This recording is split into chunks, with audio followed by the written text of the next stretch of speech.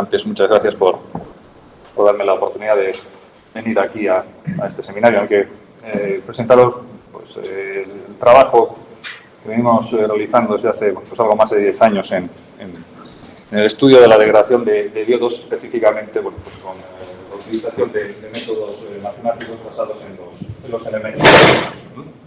Evidentemente, por supuesto, subyacente pues, la proposición de unos modelos razonables para la descripción de los comportamientos que se observan en los mismos. Comportamientos son más bien las huellas de degradación que se observan en ellos. Bien. Es el esquema de la presentación, pero hoy voy a comenzar hablando brevemente de la estructura de los diodos sobre los que trabajamos, la estructura que tienen diversas capas, los materiales de los que están constituidos, para luego hablar brevemente de lo que son los diversos modos de degradación en los diodos láser. Y específicamente, bueno, no vamos a entrar en lo que es el daño óptico catastrófico, el catastrophic optical damage. Es el tipo de modo de degradación, digamos, más pernicioso, y es en el que nos centramos en nuestros estudios. Entonces, el modelo nuestro, digamos que tiene dos vertientes. Por un lado, el estudio de cómo se genera inicialmente el daño en el dispositivo, llamado aquí daño inicial, y voy a hablar también de cómo posteriormente ese daño se propaga a lo largo de la cavidad resonante en el diodo láser. Todos los resultados que hemos ido obteniendo. Terminaremos pues, hablando de en qué estamos ahora mismo y hacia dónde nos gustaría seguir dentro de esta vía de investigación. Bien. Voy a hablar entonces, bueno, brevemente, una transparencia nada más, sobre cuál es la estructura de estos diodos láser. Aquí tenemos bueno, pues, un crecimiento epitaxial sobre una oblea, pues típicamente de arsenuro de, bueno, no sé si se va a ver, antes es un poco pequeño, es el arsenuro de aluminio y de galio, con distintas proporciones de galio, para conseguir, bueno, en la asignatura de Juan ya habréis estado viendo las cuestiones de cómo se diseña la ingeniería del GAP, comienzo, la distribución del aluminio, pues tiene el objeto básicamente de que los portadores de carga se dirijan a la región central, donde tenemos nuestra zona activa, que es un pozo cuántico muy delgado, 12 nanómetros. En torno a él pues, tenemos capas con energías de gap mayores, de tal forma pues, que los portadores de carga, cuando el dispositivo está en directa, pasen a rellenar los estados en el pozo cuántico, se alcance la inversión de población y el diodo radio. Si nos fijamos en los índices de refracción, pues imagino que de esto también podréis estado viendo las nociones básicas, por lo menos. El índice de refracción en la zona del pozo cuántico es más elevado que en las capas adyacentes. Las capas de guiado son estas dos directamente adyacentes, o las capas de anclado, las que vienen a continuación, de tal forma que el campo óptico se localice en la zona central. Esta estructura básica, tenemos el sentido, digamos, del crecimiento epitaxial, índice Z, y en la otra dirección, pues, por lo que tenemos una serie de canales de inyección. Este tipo de diodos son los que trabajamos, de 5 micras, que están separados entre sí por zonas aisladas. Entonces, hay inyección de corriente en esos canales, como digo, esas dimensiones. Esto se repite pues, en un espacio de 1 centímetro. Esto se llama centímetro bar, precisamente por la dimensión lateral que tiene. Esa estructura con los canales de inyección se repite, pues, no exactamente más veces, pero del orden de son 25 por 20, unas 500, unas 500 estructuras de ese mismo estilo. Bien, vamos a hablar de por qué puede producirse una degradación en este tipo de dispositivos, y vamos a hablar del modo fundamental para nosotros de interés en lo que es la degradación del dispositivo. ¿Por qué se degrada? Bueno, sabréis que los diodos láser son extremadamente eficientes. Estos son los dispositivos artificiales fabricados con una mayor eficiencia, hasta el 70%. Pero no obstante, bueno, pues si el 70% de la energía introducida en el láser se convierte en luz, pues el 30% restante pues, se dispersa en forma de calor, evidentemente. Y esta disipación tiene lugar fundamentalmente de proporción en el pozo cuántico. El pozo cuántico tiene un tamaño muy reducido, dentro de los aproximadamente 5 micras que tiene toda la estructura epitaxial, esos son 12 nanómetros. Entonces, la disipación de potencia está localizada en una región muy específica. Ahí se alcanzan densidades de potencia, cuantos campos ópticos, ya hasta 10 a la 14 vatios por centímetro cúbico, son palabras mayores. Entonces,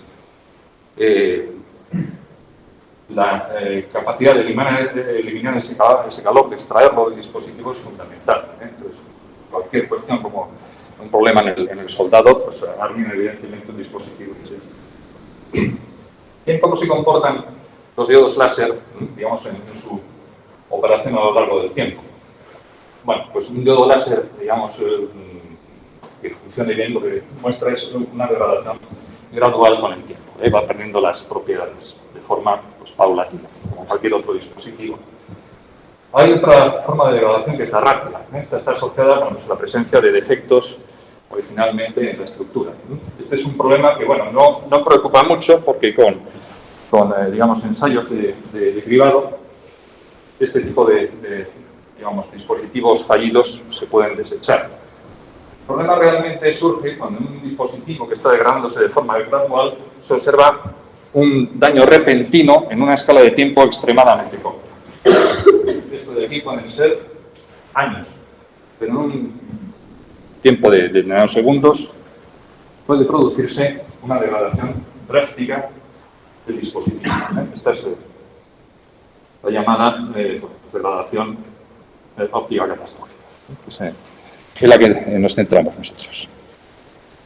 ¿Cómo se detecta esto? Bueno, pues ese funcionamiento se suele hacer, pues, digamos que forzando los diodos. He dicho que hasta que se llega a una situación de ese tipo pueden llegar a pasar años. Entonces, lo que se hace es introducir unas corrientes en el dispositivo por encima de lo que serían las corrientes normales de funcionamiento y analizar, bueno, pues, típicamente, cuál es la temperatura en la superficie de los diodos.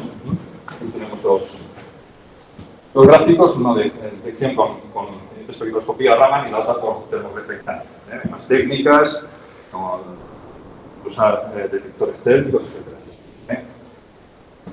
Puesto estas dos porque, digamos, dentro de lo que son el tamaño de la zona medida, corresponden a la más reducida. Aquí, como veis, el tamaño de un spot de láser, bueno, según la óptica, pero es del orden, el diámetro del orden de una micra. La teoría de distancia, pues también. El spot correspondiente tiene ese orden. Y, utilizando esta técnica, se observa que la temperatura, si estamos aquí, la evolución, esta curva está dirigida hacia la izquierda, esto es temperatura, la evolución, en función del tiempo, vemos que hay un cambio drástico pues, en torno pues, a 150 grados centígrados, dependiendo en cierto orden de cuál es la corriente a la que se está haciendo funcionar el dispositivo. Y aquí, básicamente, también lo mismo con la termoreflectancia. Sin embargo, si uno utiliza una termocámara, pues las temperaturas medidas son más bajas todavía. En esas termocámaras, el tamaño de la zona probada es del orden de 3 micras. Entonces, esto hay que tenerlo en cuenta. Estas medidas, digamos, aparentemente dependen del tamaño de la técnica utilizada para la detección. Sobre esto hablaré cuando presente los resultados de nuestras modelizaciones. Bien, la otra opción, que es la que utilizamos nosotros en nuestro laboratorio, es la de analizar los dispositivos una vez que han fallado. Mediante técnicas como la catodoluminescencia, pues puede detectarse la presencia de zonas defectuosas en los diodos láser. Entonces aquí tenemos dos imágenes de luminiscencia, una de lo que es, digamos, la superficie, la faceta de la cara, el espejo frontal del diodo láser, que sería una visión frontal. Esto es una visión a lo largo de lo que es el canal de equipo. La cámara resonante, esta imagen le sale del frente, esta imagen que tenemos ahí sería lo que se han levantado las capas que, digamos, dirían la observación. Pues, observamos, pues, en esa visión, a lo largo de la cavidad, que aparecen unas zonas degradadas, llamadas dark light defects, son líneas oscuras, líneas donde hay una menor luminiscencia, que se observa que siguen el campo. Están prolongándose en la dirección de lo que sería el campo electromagnético generado por el dispositivo. Y en la superficie lo que se observa, bueno, pues evidentemente hay zonas donde el pozo cuántico, esta zona clara de aquí, desaparece. Son regiones donde se ha producido la degradación. La parte de esa degradación también se observan unos defectos que están dirigidos según direcciones cristalográficas y que, bueno, digamos, están asociados con la liberación de la tensión mecánica en la estructura.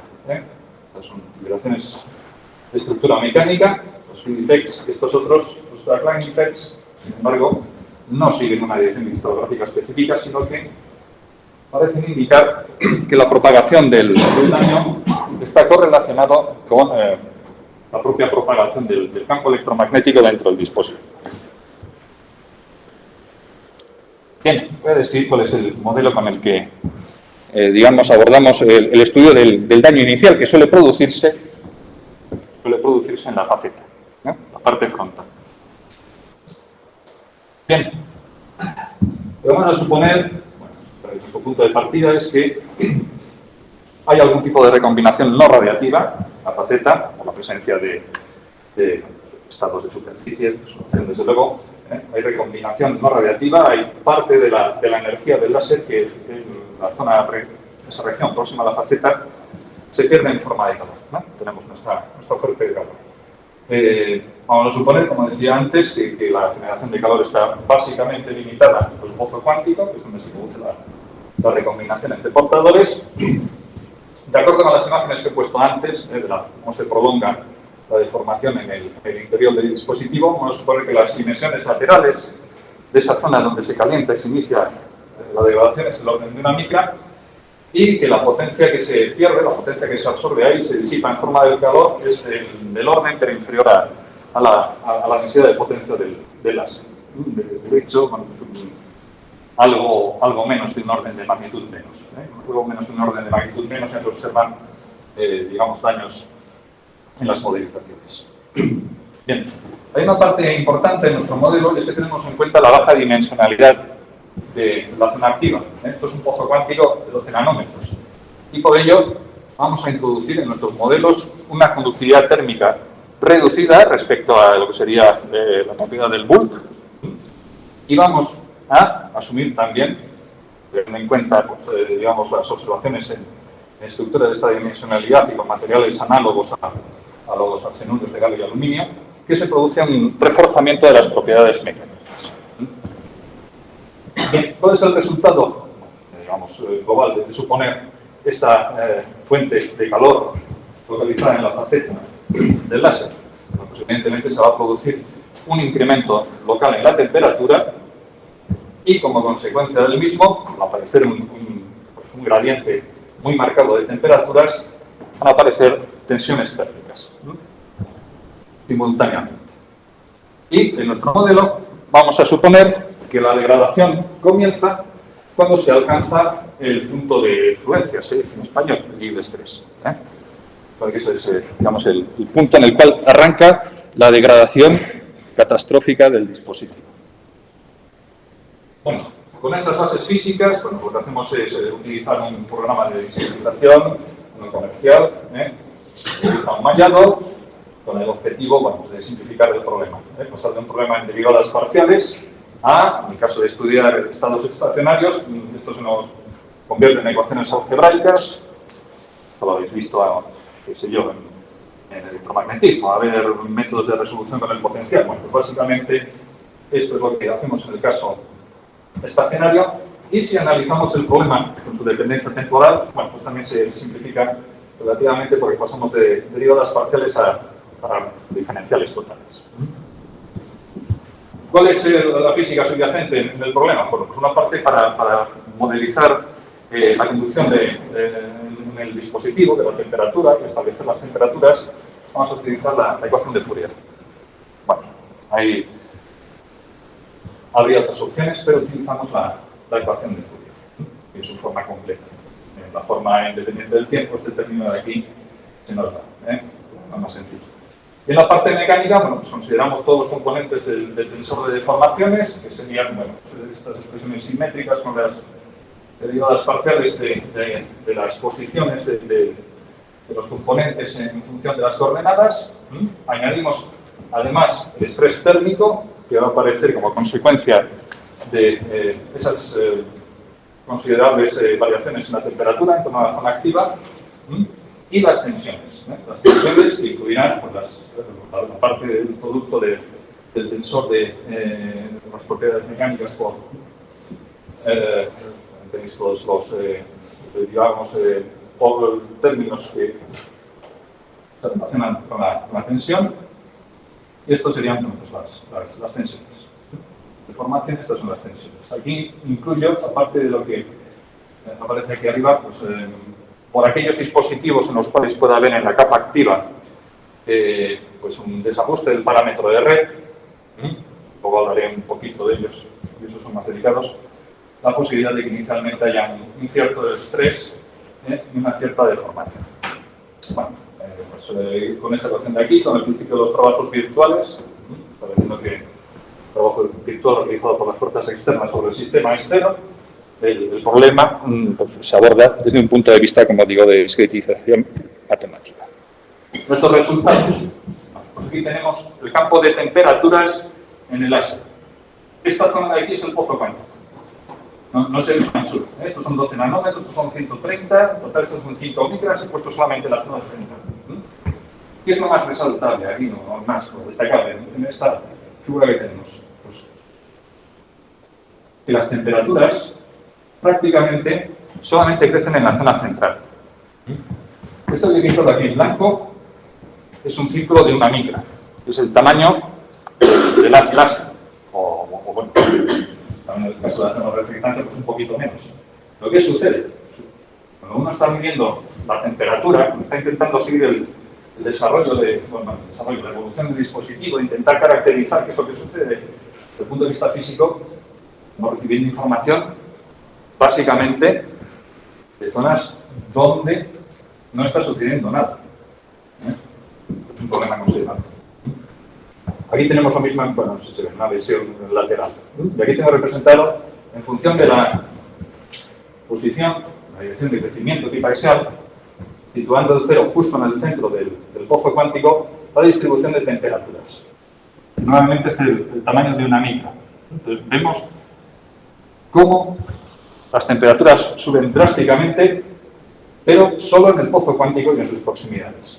Quizá un poquito más ampliado, este es el pozo cuántico, esta es una pequeña parte de las guías, que a cada lado tendríamos una anchura de las guías que 10 veces el pozo cuántico.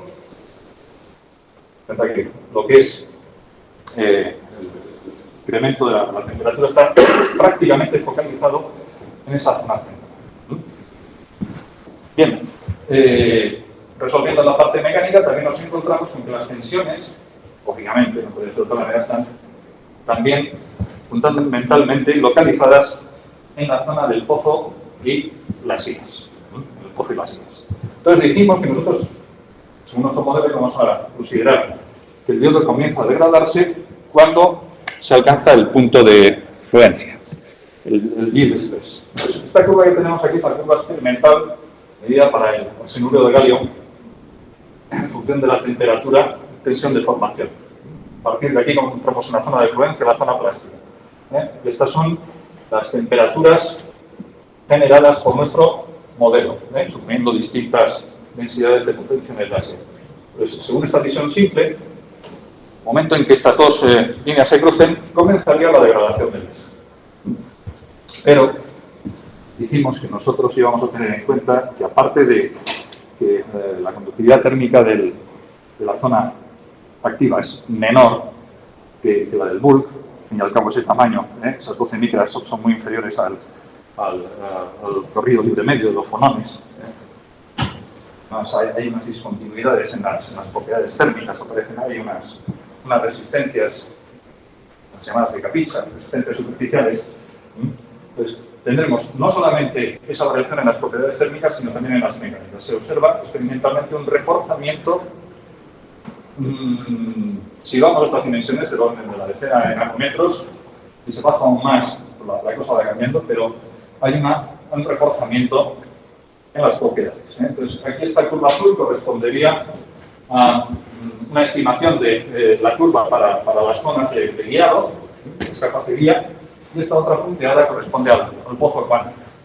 Entonces, ¿qué es lo que sucede? Esto nos desplaza la temperatura en la zona activa a regiones más altas. Esto lo tuvimos que hacer porque vimos que con los valores térmicos estos que encontramos aquí, no había buena correlación con las medidas experimentales. ¿En qué sentido? Aquí tenemos representada la temperatura máxima en función de la densidad de potencia del láser. Para distintos valores progresivamente menores de la conductividad térmica. Entonces, ¿qué observamos? Pues que con conductividades térmicas más bajas, la temperatura en el pozo cuántico sube apreciablemente. Pero si nos vamos a ver cuál sería la temperatura media medida por un spot de una micra, si cogiésemos todos los datos que teníamos y promediásemos sobre la superficie de una micra, se observa es que prácticamente no hay diferencia. Entonces, tuvimos que incrementar o mejorar, digamos así, las propiedades técnicas, las propiedades mecánicas del material para conseguir una mejor correlación entre estos valores promedio, que son un poco bajos, los 180 grados centígrados que se daba como valor de inicio de catastrófico en esas medidas experimentales. Bueno, someramente. Bien, ¿de qué forma entonces creemos nosotros que se degrada el láser? Pues el láser tiene de partida, por esa dimensión reducida del pozo cuántico, una conductividad térmica menor que el bulk. Bueno, y conforme, digamos, incrementa la corriente que influye por el dispositivo, va subiendo la temperatura. Cuando llegamos a esa temperatura crítica, muchos ensayos que os hablaba, comienza la degradación mecánica. Aquí, digamos, se produce una explosión, una eclosión de defectos que va a producir una degradación en la estructura del dispositivo y, consecuentemente, un empeoramiento adicional de la conductividad térmica. Se reduce todavía más. Entonces, al producirse ese efecto, la evolución se nos separa de la curva por la que estábamos y se nos viene hacia esta superficie. Podrían decir, bueno, si seguimos subiendo, por aquí podríamos llegar a la degradación. Ciertamente sí, pero las densidades de potencia que tendríamos que asumir que se están dispersando en el dispositivo serían ya, desde el punto de vista de la proporción respecto a lo que es el campo en el láser, pues excesivamente elevadas. Por eso, bueno, digamos que nuestro modelo es distinto de los que hay, los que proponen habitualmente. Nuestros modelos generalmente se dice que el resultado del recalentamiento es una pérdida adicional porque el coeficiente de absorción, al subir la temperatura, crece. Al crecer el coeficiente de absorción se absorbe más, crece la temperatura. Este lazo que tenemos ahí, según nuestras estimaciones, pues no sería suficiente para llegar a llevar el dispositivo a una situación de fusión, que es lo que en las superficies en ocasiones se observa. Nuestra propuesta más bien va por la degradación inducida por las tensiones térmicas. Tensiones térmicas, como digo, producen una generación muy densa de defectos, de dislocaciones, y estos tienen un efecto más acusado sobre lo que es, digamos, la parte imaginaria del coeficiente de índice de refracción, coeficiente de absorción. Sería nuestro modelo, aparte de lo que acabo de decir del modo del lazo interno o del lazo externo, el mecanismo de retroalimentación interno o externo, Hay otras cuestiones que distinguen nuestro modelo respecto a los que se han venido presentando para la degradación catastrófica de los láseres. Uno de ellos es el tratamiento mecánico.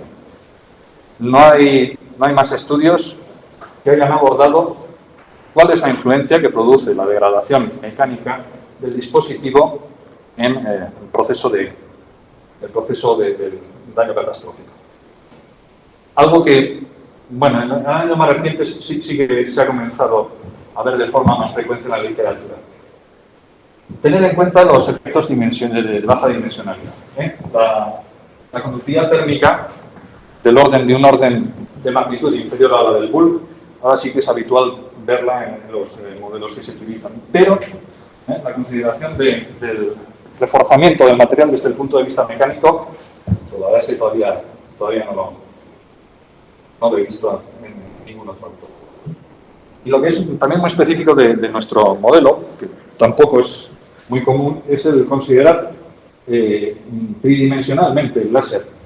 Hay muchos de los modelos de degradación que trabajan en 2 dimensiones. Con el inconveniente de que entonces, digamos que la degradación está extendida a lo largo de todo el diodo láser, y eso no es una visión realista, evidentemente. En el diodo láser se produce un defecto en un cierto punto. Nuestro modelo considera la evolución localmente, en todas las propiedades. Conductividad térmica, el módulo mecánico, también el coeficiente de absorción. Bien, el coeficiente de absorción juega un papel más trascendente cuando uno analiza lo que es la propagación. Vamos a dar un momento para atrás. Lo que es la propagación de los daños hacia el interior del dispositivo, hacia la cavidad. Lo que hemos visto ahora es cómo se genera el daño inicial en la superficie. Vamos a ver cómo se provoca. Bueno, pero al revés.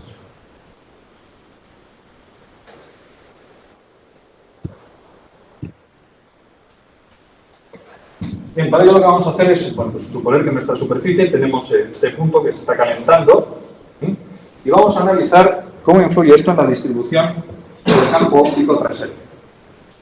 Para ello, simplemente vamos a resolver las ecuaciones de Maxwell.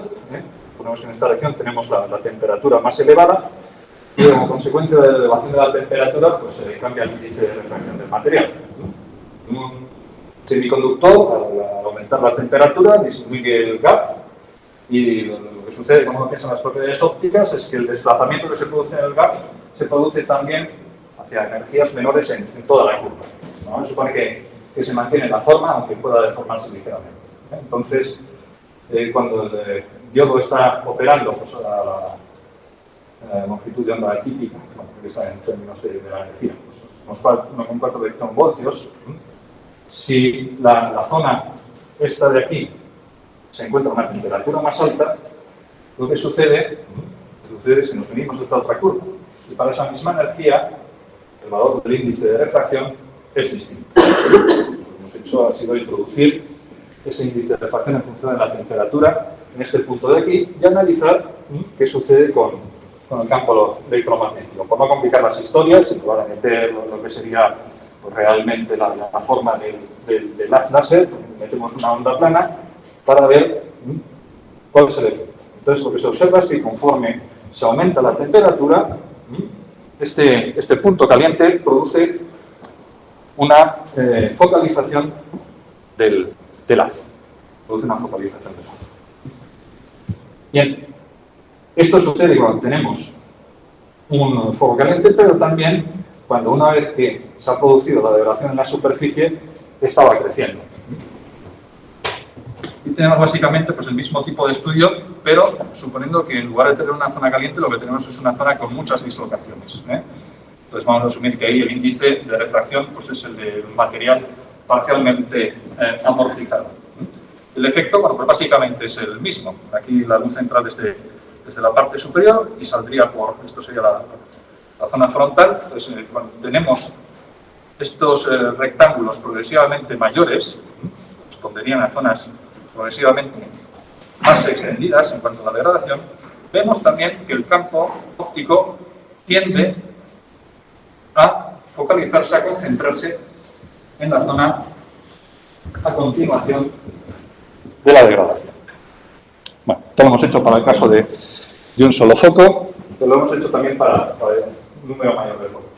Para los focos, 4 focos térmicos, todos ellos, en estos dos casos, en la superficie. Aquí 2 focos térmicos situados, bueno, pues, digamos que en distintas profundidades en el interior del láser, pero en todos los casos se observa que tras el foco térmico se produce una focalización del láser. Y esto se corresponde con lo que se observa en las imágenes de catodoluminescencia. Aquí he puesto unas imágenes recientes en las que vemos esa degradación en función de la temperatura, para resaltar un efecto muy relevante, que es que a temperatura ambiente, digamos, estas líneas que se observan con una resolución muy clara a temperatura de nitrógeno líquido, 60 Kelvin, aquí aparecen como difusas, ¿no? Entonces, en la literatura se habla mucho de un frente de fusión como la razón de la propagación de los daños en el interior de los dispositivos láser. Sin embargo, cuando uno baja a unas temperaturas en las cuales pues, la longitud de difusión de los portadores es menor, pues realmente uno se encuentra con que estas estructuras son más reducidas y además son discontinuas. Nadie se ve muy bien, pero aquí se observan puntos, uno detrás de otro. No es, como se dice, un frente de fusión, no es algo que se vaya fundiendo y dejando atrás el material degradado íntegramente, sino que aparecen eventos sucesivos de degradación de la estructura. En todo caso, como digo, pues, se encuentran dispuestos según líneas discontinuas, lo cual se correlaciona bien con la modelización esta que tenemos aquí. Entonces, ¿cómo se producirían estos daños sucesivos? Bueno, pues en estas zonas donde se está focalizando el láser, bueno, pues precisamente por la presencia aquí de puntos, digamos, de temperatura alta, además vamos a tener la generación de defectos. Aquí tenemos una zona caliente, entonces en toda esa zona caliente, como he dicho antes, se va a producir este efecto de extensión, de esta generación de una densa maraña de dislocaciones. Entonces, en esas zonas próximas donde haya defectos y además se focalice el láser, es donde suponemos que se van produciendo esos, digamos, nuevos daños catastróficos posteriores.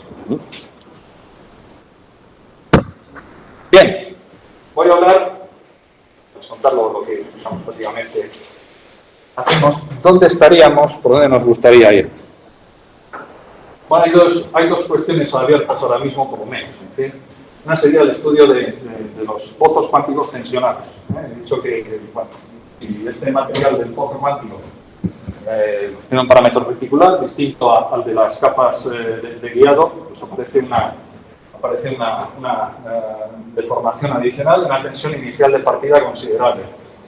Y sin embargo, estos dispositivos son más robustos que los que no tienen de partida esas tensiones ni deformaciones. Entonces, esto es algo, digamos, desde el punto de vista del modelo que he presentado aquí, pues,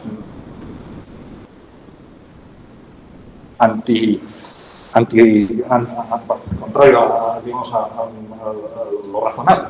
Entonces, tiene que haber algunos efectos adicionales en el caso de estos dispositivos. Entonces, una de las vías en las que queremos estudiar. Pensando, tiene un papel relevante que jugar ahí, cuál es el grosor de esta capa. Hay unos espesores críticos, eso lo hago Juan de yo todavía, espesores críticos a partir de los cuales la estructura se relaja. Una relajación de la estructura, pues, digamos, sería abrir la puerta a la degradación del dispositivo. Pero bueno, es una parte de la investigación que queda un momento abierta. Solución satisfactoria. Y otra cuestión, de la que voy a presentar pues aquí un par de imágenes preliminares, sería el integrar globalmente en 3 dimensiones, que bueno, es un problema considerable, pero yo creo que muy interesante por la cantidad de física que involucra, la resolución del modelo térmico y mecánico unida a la parte de la propagación del defecto. Esto es el estudio de de los campos electromagnéticos parientes a la luz generada en el láser, para ver realmente cómo se van produciendo esos efectos. Hay que decir que las imágenes que he puesto antes solamente consideraban la modelización, la parte real del índice de refracción, solamente, digamos, la M. Ahí no estaría la parte de pérdidas, la CAP. La parte de pérdidas, la CAP, precisamente, veis, es la que nos va a dar la magnitud de la energía disipada en el dispositivo. Entonces, eso sería lo que sería interesante en este momento integral. Aquí tenemos justo lo contrario. Aquí tengo una modelización en donde solamente está, digamos, la parte imaginaria, la de absorción. Aquí solamente estamos considerando, partiendo de un foco térmico, cómo la reabsorción del láser, al producirse aquí el calentamiento, incrementarse, digamos, el coeficiente de absorción, digamos, a una simple ley de Beer-Lambert, cómo, consecuencia, según evoluciona con el tiempo, esa deformación se iría propagando por el interior del láser. Yo ya digo que, bueno, en fin, esto no integra la parte relativa a la focalización del láser. Entonces estoy aquí utilizando unos parámetros para el coeficiente de absorción y para la densidad de potencia del láser que probablemente sean excesivos. Es una visión superior, esta es la misma en una visión lateral. Aquí tenemos visto desde arriba, en dos dimensiones es el propio pozo cuántico, y aquí se observa cómo en esta escala de tiempo, que es del orden en nanosegundos, es decir, el daño óptico catastrófico se verifica en ese orden de magnitud de tiempo, vemos cómo se iría propagando en el interior del dispositivo. Pero digo que aquí no es muy satisfactorio porque no lo habréis observado, pero vamos, el daño al comienzo tiene una extensión del orden de media micra y según avanzamos va extendiéndose y eso no se relaciona bien con los resultados experimentales. Si uno introduce la focalización del láser, la que nos da la parte real del índice de refracción, pues digamos que la energía estaría centrada en esta región de aquí y no en todo lo que es la anchura del canal de inyección del propio láser. Pues yo creo que con esta imagen de aquí voy a terminar. Espero que algo de lo que estamos haciendo haya trascendido, haya llegado. Nada.